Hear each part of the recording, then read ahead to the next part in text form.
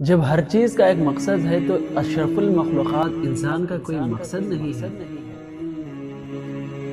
ہر موقع پر اسلام آپ کا خیال رکھتا ہے تو کیا اسلام پر عمل کرنا مشکل ہے؟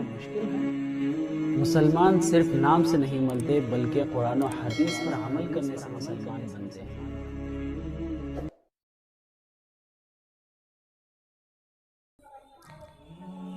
السلام علیکم ورحمۃ اللہ وبرکاتہ۔ میرا نام عبدالفتاح بن مختار احمد ہے۔ میں آپ کو چھوٹی چھوٹی حدیثیں سناؤں گا۔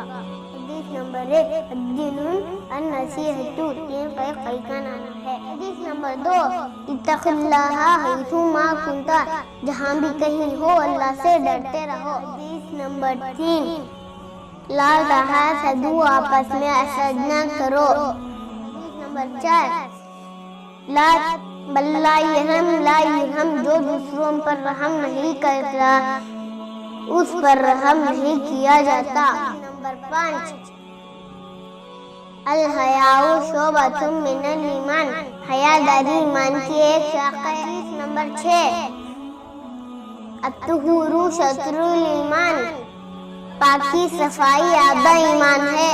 حدیث نمبر 7، الصلاۃ نور، نماز نور ہے۔ حدیث نمبر 8، انما الاعمال بالنیات، اعمال کا دار و مدار نیت پر ہے۔ اللہ ہم سب کو عمل کی توفیق دے، آمین۔